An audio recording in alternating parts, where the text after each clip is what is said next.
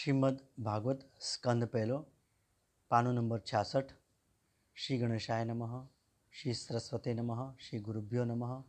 श्री महाप्रभुजी नमः। मारा गुरु श्री व्रजलाल जीवन नमः। श्री रामचंद्र डोंगरे महाराज ने नमः। ओम भगवते वासुदेवाय। श्री कृष्ण शरणम मम। नारदजी कहे छे, सत्संगमां मैं भगवत कथा सांभળી। श्री कृष्ण कथा सांभळ्या पछी मैं कृष्ण कीर्तन कर्યું અને પ્રેમલતાને પુષ્ટ કરી। હવે જ્યારે હું ઈચ્છું છું ત્યારે કનૈયો મને ઝાંખી આપે છે, મારી સાથે કનૈયો નાચે છે। નામદેવ મહારાજ કીર્તન કરતા તે વખતે વિઠ્ઠલનાથ નાચતા હતા। હું મારા ઠાકરજીનું કામ કરું છું, તેથી હું ભગવાનને બહુ વહાલો લાગુ છું। કીર્તનમાં સંસારનું ભાન ભૂલાય તો આનંદ આવે। કીર્તનમાં તન્મય થયો એ સંસારને ભૂલે છે। કીર્તનથી સંસાર સાથેનો સંબંધ છૂટે છે અને પ્રભુ સાથે સંબંધ બંધાય છે। સંસારનું ધ્યાન છોડવાનો પ્રયત્ન કરો। કીર્તનમાં આનંદ ક્યારે આવે છે? જ્યારે જીભથી પ્રભુનું કીર્તન, મનથી તેનું ચિંતન અને દ્રષ્ટિથી તેમના સ્વરૂપને જોશો તો જ આનંદ મળશે। કળિયુગમાં નામ સંકીર્તન એ જ ઉગરવાનો ઉપાય છે। કીર્તન કરવાથી પાપ બળે છે, હૃદય વિશુદ્ધ થાય છે, પરમાત્મા હૃદયમાં આવે છે, પરમાત્માની પ્રાપ્તિ થાય છે। એટલે કથામાં કીર્તન થવું જ જોઈએ। કીર્તન વગર કથા પરિપૂર્ણ થતી નથી। કળિયુગમાં સ્વરૂપ સેવા જલ્દી ફળતી નથી। સ્મરણ સેવા એટલે કે નામ સેવા તુરંત ફળે છે। વ્યાસજી, સર્વનું મૂળ છે સત્સંગ। સત્સંગનો આ મોટો મહિમા છે। જે સત્સંગ કરે છે તે સંત બને છે। કૃષ્ણ કથાથી મારું જીવન સુધર્યું છે। કૃષ્ણ કથા સાંભળી મને સાચું જીવન મળ્યું। કથા સાંભળી વૈરાગ્ય વધારજો અને સ્વભાવને સુધારજો। સંયમ વધારી ભજનમાં વધારો કરશો તો સફળતા જરૂર મળશે। નારદજી વ્યાસજીને કહે છે, આપ મને જે માન આપો છો તે સત્સંગને માન છે। સત્સંગથી હું માનને લાયક બન્યો છું। સત્સંગથી ભીલ બાળકો સાથે રખડનારો હું દેવર્ષિ બન્યો। નારદ દાસીપુત્ર હતા। સાચા સંતોની સેવાથી તેમનું જીવન સુધર્યું। સંતો પોતે જ તીર્થ સ્વરૂપ છે। સંત જંગમ તીર્થ છે। પારસમણી લોઢાને કાંચન કરે છે, પણ લોઢાને પોતાના જેવું બનાવતો નથી। ત્યારે સંત તેમના સંસર્ગમાં આવેલાઓને પોતાના જેવા બનાવે છે। સંત કરે આપું સમાન। માનવ દેવ થવા સર્જાયો છે। માનવને દેવ થવા માટે 4 ગુણોની જરૂર છે: સંયમ, સદાચાર, સ્નેહ અને સેવા। આ ગુણો સત્સંગ વગર આવતા નથી। સત્સંગનું ફળ ભાગવતમાં બતાવ્યું છે। નારદના ચરિત્રથી સત્સંગથી નારદજી દાસીપુત્રમાંથી દેવર્ષિ થયા છે। મનુષ્ય માયાનો દાસ બન્યો છે। સત્સંગથી તે એમાંથી છૂટી શકે છે। ખરો ભક્તિનો રંગ લાગે તેને પ્રભુ વિના ચેન પડતું નથી। નારદ ચરિત્ર એ ભાગવતનું બીજારોપણ છે। સત્સંગ અને સેવાનું ફળ બતાવવાનો આ ચરિત્રનો ઉદ્દેશ્ય છે, એટલે વિસ્તાર કર્યો છે। આપણે એ જોયું કે જપ વિના જીવન સુધરતું નથી। દાનથી ધનની શુદ્ધિ થાય છે, ધ્યાનથી મનની શુદ્ધિ થાય છે અને સ્નાનથી શરીર શુદ્ધ થાય છે। પરોપકારથી પણ મનની પૂર્ણ મલિનતા ધોવાતી નથી। એ માટે ધ્યાન જપની જરૂર છે। જપ કરનારની સ્થિતિ કેવી હોવી જોઈએ? શ્રી બ્રહ્મ ચૈતન્ય સ્વામીએ કહ્યું છે કે સહજ સુમિરન હોત હૈ રોમ રોમ સે રામ। જપના વખાણ કરતા ગીતમાં ભગવાને કહેલું છે કે યજ્ઞાના જપ યજ્ઞોસ્મિ। રામદાસ સ્વામીએ દાસબોધમાં લખેલું છે કે જપ કરવાથી જન્મ કુંડળીના ગ્રહો પણ સુધરે છે। 1 કરોડ જપ કરવાથી તન સુધરે એટલે આરોગ્ય પ્રાપ્ત થાય। 2 કરોડ જપ કરવાથી દ્રવ્ય સુખ મળે, ધનની પ્રાપ્તિ થાય છે। 3 કરોડ જપ કરવાથી પરાક્રમ સિદ્ધ થાય છે, યશ કીર્તિ મળે છે। 4 કરોડ જપ કરવાથી સુખની પ્રાપ્તિ થાય છે। 5 કરોડ જપ કરવાથી જ્ઞાનની પ્રાપ્તિ થાય છે। 6 કરોડ જપ કરવાથી આંતરશત્રુનો વિનાશ થાય છે, અંદરના શત્રુનો વિનાશ થાય છે। 7 કરોડ જપ કરવાથી સ્ત્રીને સૌભાગ્ય સુખ મળે છે, સ્ત્રીને પતિ સુખ અને પુરુષને પત્નીનું સુખ મળે છે। 8 કરોડ જપ કરવાથી મરણ સુધરે છે, અપમૃત્યુ ટળે છે, મૃત્યુ સ્થાન સુધરે છે, 9 કરોડ જપ કરવાથી ઈષ્ટદેવની ઝાંખી થાય છે, અપરોક્ષાનુભૂતિ થાય છે. જે દેવનો જપ કરે છે તે દેવના સગુણ સ્વરૂપનો સાક્ષાત્કાર થાય છે. 10, 11, 12 કરોડ જપ કરવાથી સંચિત પ્રારબ્ધ અને ક્રિયમાણ કર્મો બળે છે અને આ કર્મોનો નાશ થાય છે. 13 કરોડ જપ કરવાથી ભગવાનના સાક્ષાત દર્શન થાય છે.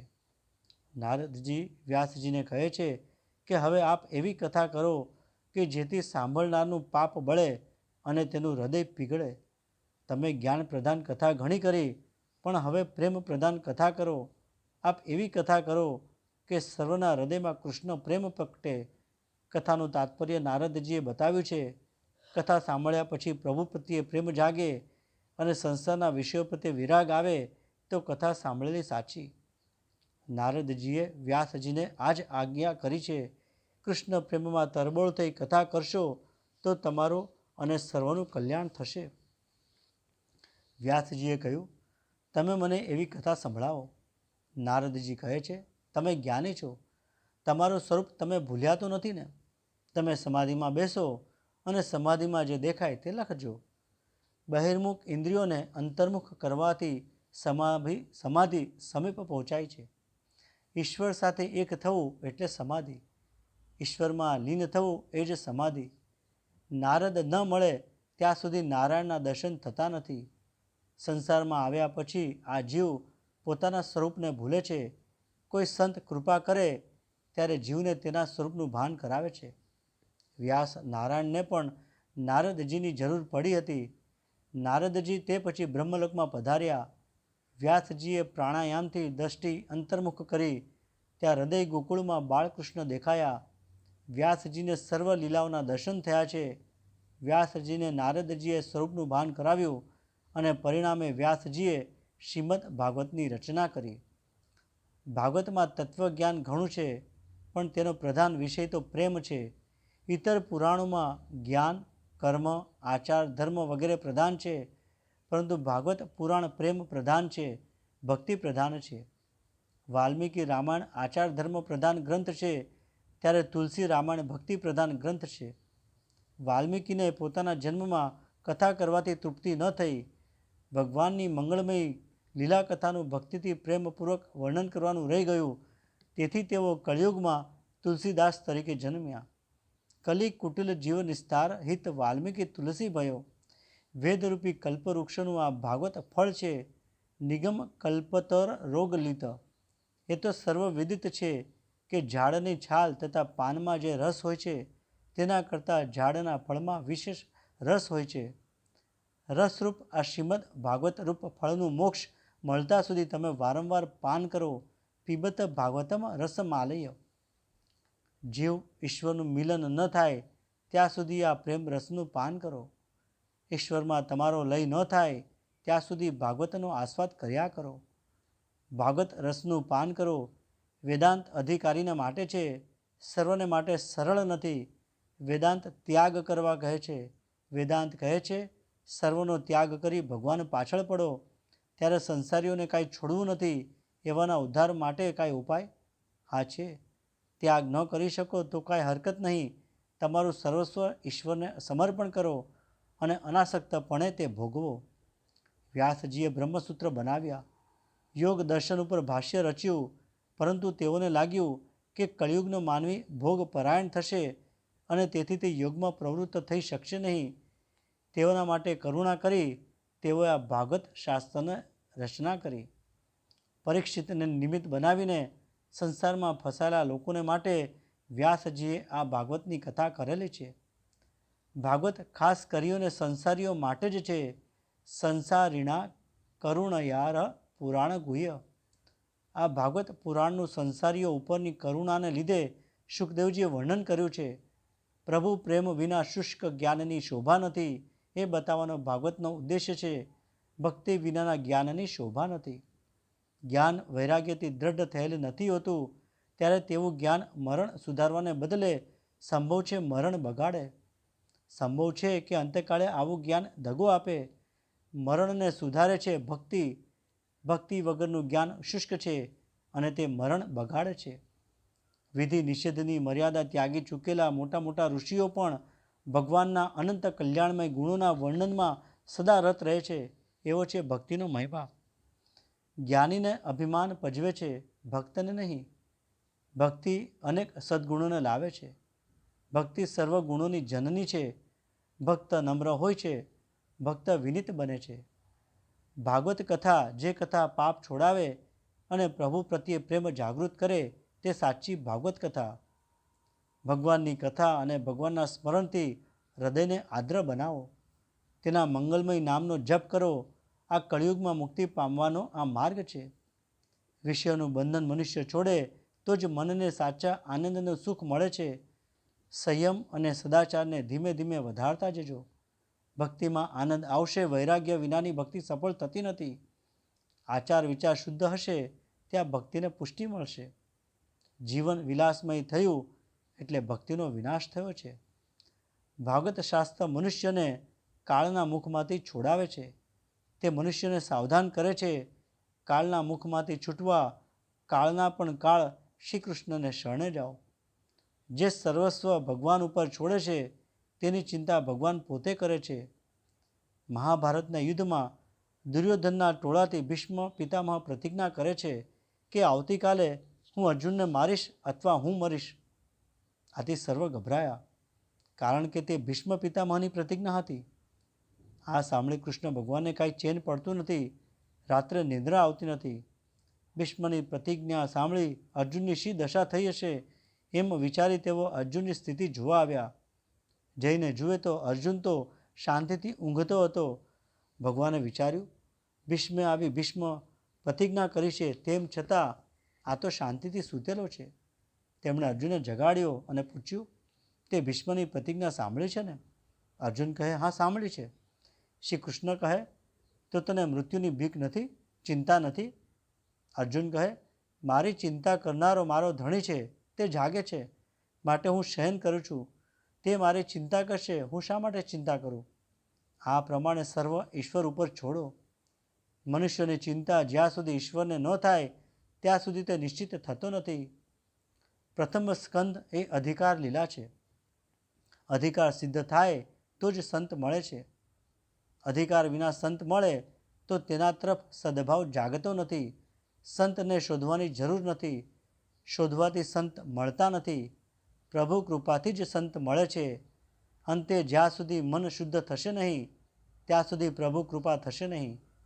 મન દુર્જન હશે ત્યાં સુધી સંત મળતા નથી. સંત થશો તો સંત મળી આવશે. સંત જોવાની દૃષ્ટિ આપે છે. સંસારના પદાર્થને જોવામાં આનંદ છે, તે ભોગવવામાં આનંદ નથી. સંસાર એ ઈશ્વરનું સ્વરૂપ છે, તેથી જગત ઈશ્વરમય નિહાળો. શુકદેવ અપ્સરાનો પ્રસંગ અગાઉ આપ્યો છે. મહાપ્રભુજીએ વૈષ્ણવનું લક્ષણ બતાવ્યું છે કે જેના દર્શનથી કનૈયો યાદ આવે છે તે વૈષ્ણવ.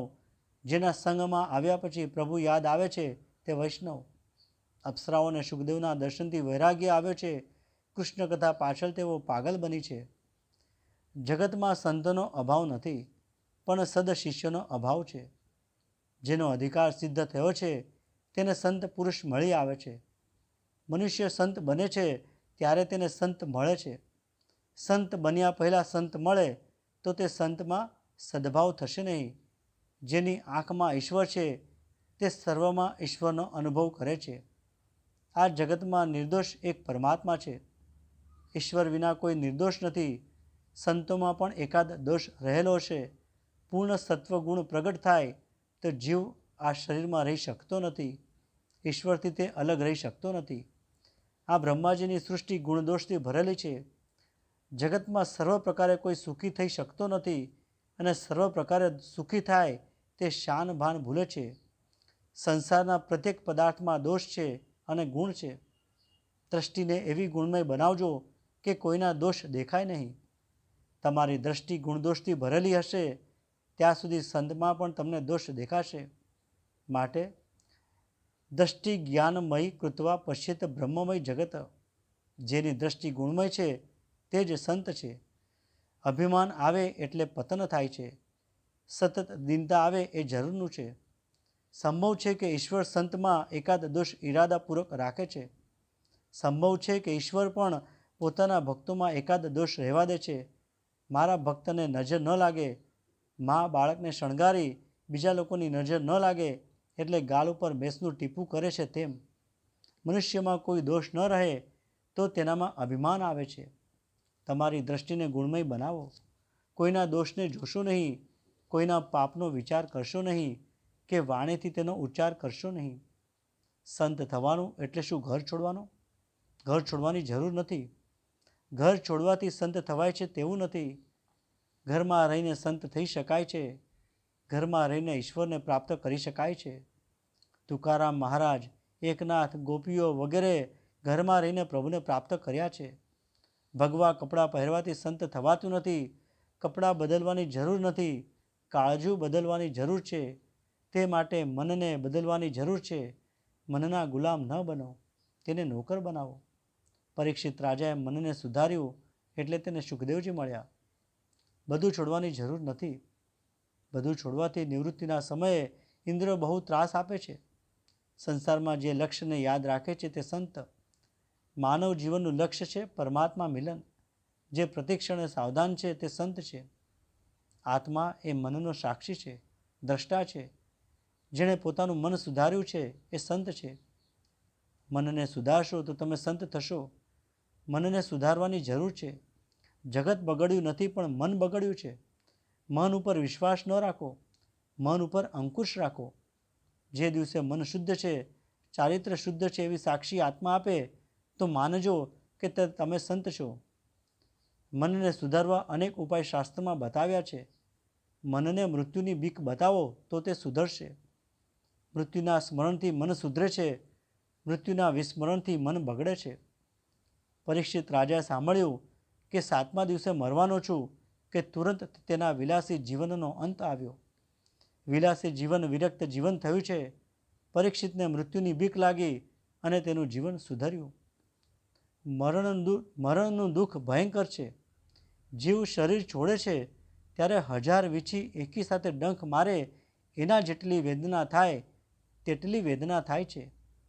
જન્મ દુઃખ, જરા દુઃખ, જાયા દુઃખ, પુનઃ પુનઃ, અંતકાલે મહાદુઃખ, તસ્માત જાગૃહિ જાગૃહિ.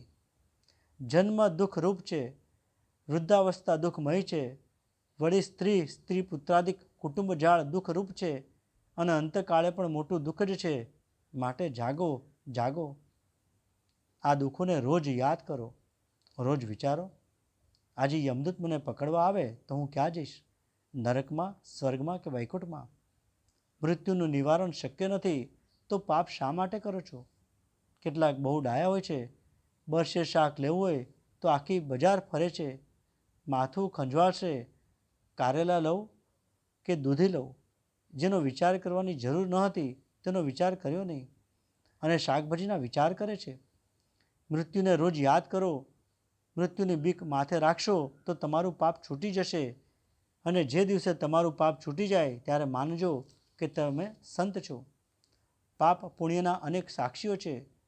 સૂર્ય, ચંદ્ર, ધરતી, વાયુદેવ બધા સાક્ષીઓ છે. મારા ભગવાનના અનેક સેવકો છે. તે જ્યાં જાઓ ત્યાં સાથે જ આવે છે.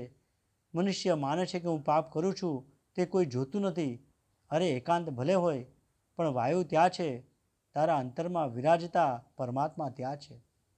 અહીં આ ભાગવત કથાને વિરામ આપું છું. કૃષ્ણાર્પણ.